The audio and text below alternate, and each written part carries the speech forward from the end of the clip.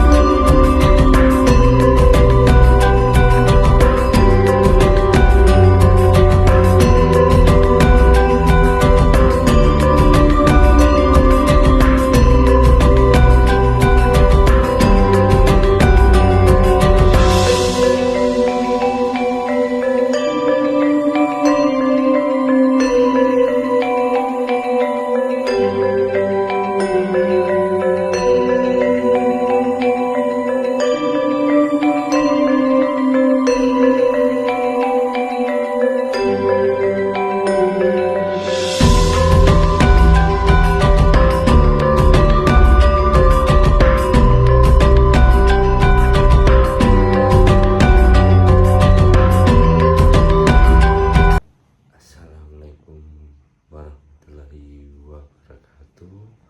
Perkenalkan nama saya Naswa Perwira Yuda Budi Utama. Saya di sini bertujuan untuk menyelesaikan tugas UTS saya, yaitu mata kuliah teknik fasilitasi yang diampu oleh Bapak Analius Giawa. Saya di sini berasal dari kampus STPMD APMD Yogyakarta. Dalam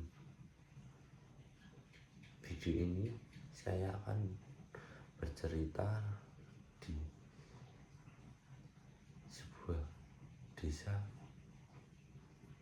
mempunyai aneka ragam dan kearifan lokalnya. Ya, teman-teman udah tahu nama desa saya atau belum nih? Ya, ini izin memperkenalkan desa saya. Desa saya adalah Donokerto, Turi Sleman, Yogyakarta, yaitu terletak di Kabupaten Sleman di bagian utara. Ya, di sini akan bercerita tentang keragaman dan kearifan lokal yang ada. Selamat datang di sebuah cerita dari sudut paling menawan di lereng Merapi. Mari kita tinggalkan sejenak keramaian kota, melangkah lebih dalam dari jalan raya utama Turi menuju sebuah desa yang menyimpan serpihan memori zaman, yaitu Donokerto. Sebuah nama yang konon berarti Dono, yang disebut dengan senjata, dan Kerto yang berarti damai. senjata kedamaian. Di bawah bayang-bayang gunung Merapi yang perkasa, desa ini justru hidup dengan napas kedamaian yang begitu tenang. Selama 20 menit ke depan, izinkan saya membawa Anda berjalan-jalan, bukan hanya menelusuri jalannya, tetapi merasakan jiwa dan kearifan yang membuat Donokerto begitu istimewa. Jejak sejarah yang masih bernafas.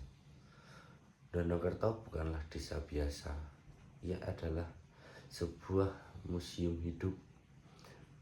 Ciri khas pertamanya adalah jejak sejarah Mataram Islam yang masih terasa hangat.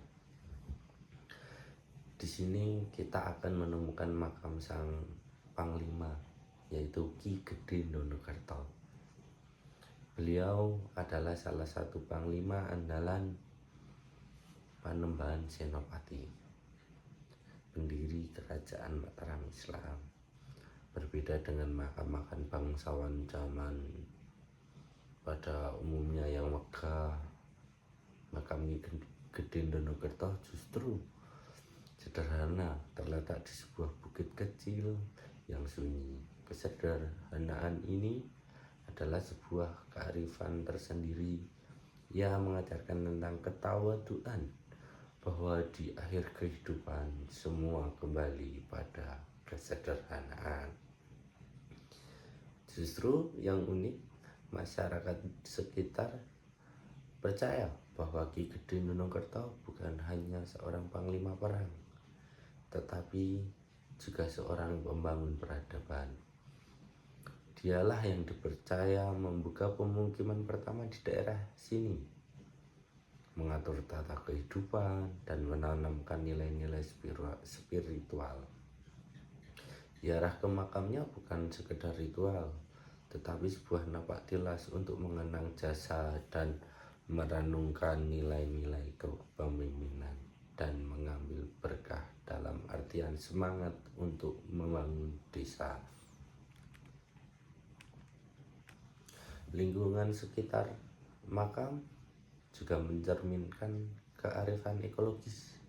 Pohon-pohon besar dibiarkan tumbuh subur, menciptakan atmosfer yang sejuk dan hikmat. Ini adalah bentuk penghormatan pada leluhur dan alam sekaligus.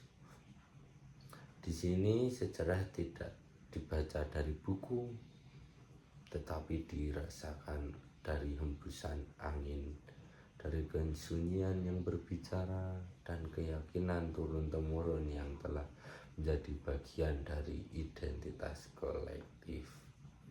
Ciri khas kedua yaitu alam yang memberi dan alam yang mengajarkan. Beralih dari bukit sejarah, mari kita turun ke hamparan hijau yang menjadi nadi kehidupan di desa ini. Donokerto adalah surga salak pondok.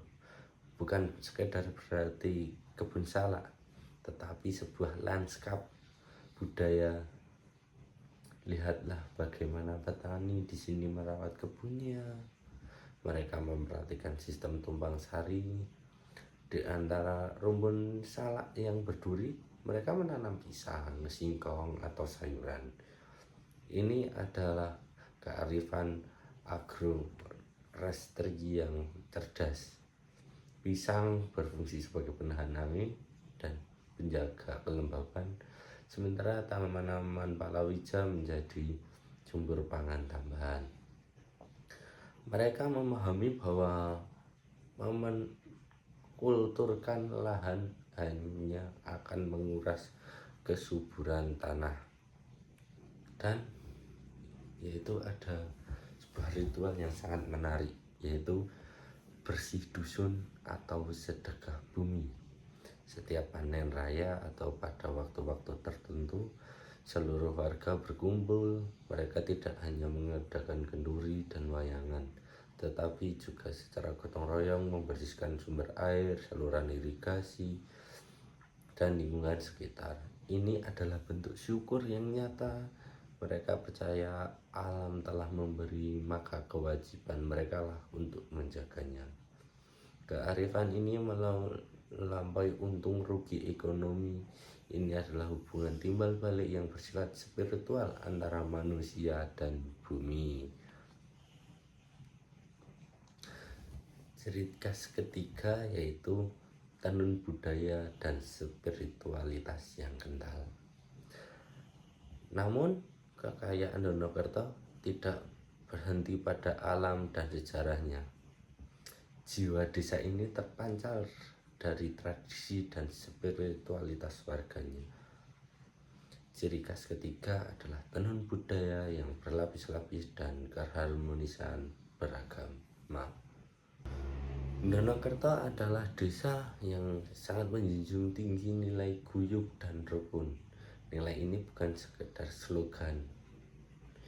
Dan di sini terdapat salah satu kegiatan, yaitu sebuah jimpitan, sebuah sistem iuran warga yang sukarela untuk kepentingan bersama. Setiap rumah rutin menyisihkan segenggam beras atau sedikit uang. Dari jimpitan ini digunakan untuk membantu warga yang sakit, memelihara infrastruktur kecil, atau menyelenggarakan kegiatan desa. Ini adalah sistem jaring pengaman sosial yang murni berdasarkan kepercayaan dan solidaritas. Di bidang kesenian, Donokerto masih aktif memelihara kesenian jatilan atau kuda lumping. Pertunjukan ini bukan hanya tontonan yang mengandung unsur ritual, penghormatan pada leluhur, dan media untuk membangun kebersamaan. Saat dentuman gamelan mengalun dan para penari kerasukan, seluruh warga, tua maupun muda, anak-anak berkumpul. Mereka menyaksikan bukan sebagai penonton pasif, tapi sebagai bagian dari komunitas yang merayakan identitas budayanya. Dan yang paling menyentuh adalah kehidupan umat beragama. Donokerto mayoritas muslim, tetapi hidup berdampingan dengan damai bersama umat Katolik, Kristen, ataupun yang lainnya.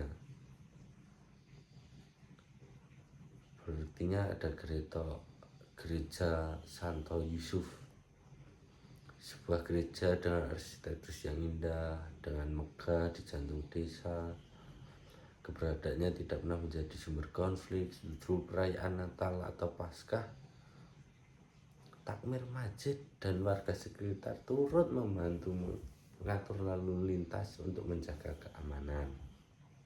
Begitu pula sebaliknya, mereka telah menemukan kata rukun dalam praktik yang otentik, saling menghormati, saling melayani. Ya, seperti itulah ceritanya. Di sini saya akan menambahkan titik temu semua ciri khas tersebut, yaitu terdapat dalam falsafah Memayu Hayuning Bawana. Lalu, apa benang merah yang menjatuhkan semua ciri khas ini? Dari sejarah Gede Donokerto, dari cara bertani yang arif, hingga kehidupan bertetangga yang rukun, semuanya bermuara pada satu falsafah Jawa luhur, yaitu Memayu Hayuning Bawana.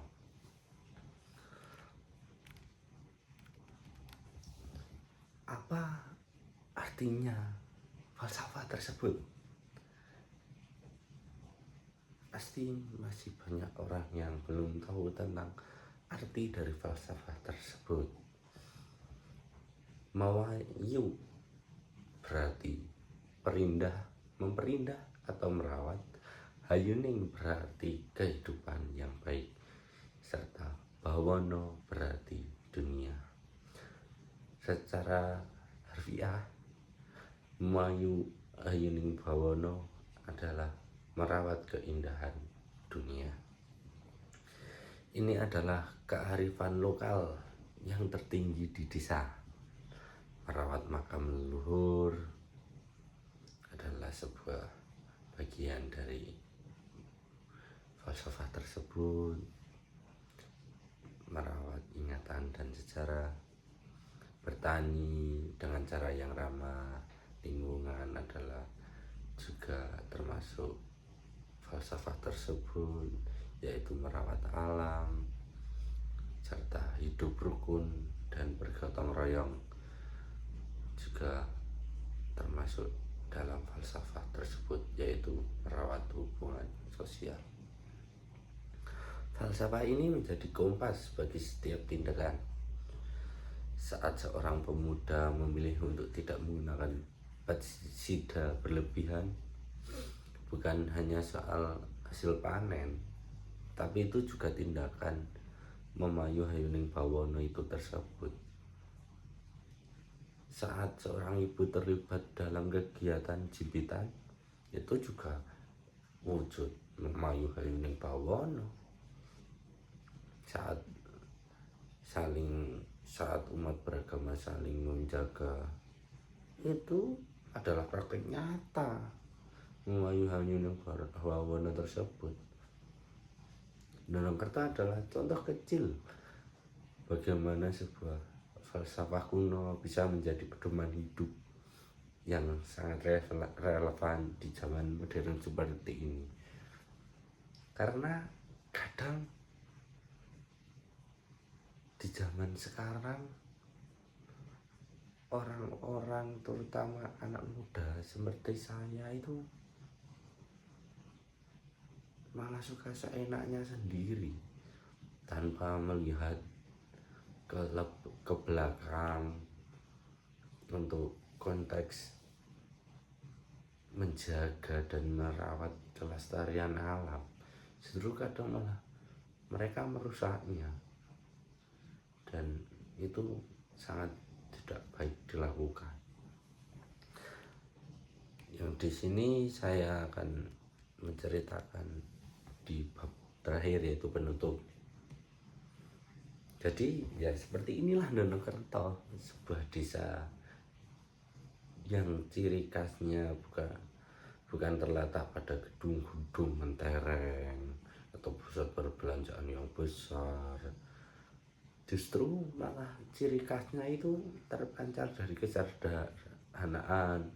Yang pertama tadi dari makam seorang panglima, dari harum semerbak kebun salak, dari gemerincing gamelan pengiring jadilan, dan yang utama itu ya dari senyum hangat antar tetangga yang berbeda keyakinan namun tetap menjunjung tinggi nilai solidaritas tersebut. Dan di sini saya mengajarkan, dan di desa ini mengajarkan saya bahwa kearifan lokal adalah tentang merawat ingatan, merawat alam, merawat sesama. Di tengah dunia yang semakin individualistis, Nonongkerta bagai desa yang menyegarkan menurut saya, mengingat kita pada kekuatan komunitas, pada pentingnya rasa syukur, dan pada kedamaian yang lahir dari sikap saling menghargai. Dan itu mau menjadikan saya saat ini menjadi seperti ini adalah kita tidak akan pernah lupa bagaimana saya dilahirkan dan saya menjadi seperti yang sekarang, yaitu berasal dari desa ini. Tidak bisa memungkiri itu semua. Mungkin kalian teman-teman suatu saat nanti akan berkunjung ke daerah Turi, dan ketika Anda melewati desa Nonongkerta, ingatlah cerita ini, rasakan kedalamannya, karena di sanalah di bawah sayap Merapi senjata kedamaian itu masih teguh dijaga untuk Indonesia yang lebih baik. Terima kasih telah menyimak perjalanan ini. Semoga kita bisa menjadi perawat di lingkungan kita masing-masing. Memayu hayuning bawono, dimulai dari hal yang paling kecil. Wassalamualaikum warahmatullahi wabarakatuh. Terima kasih.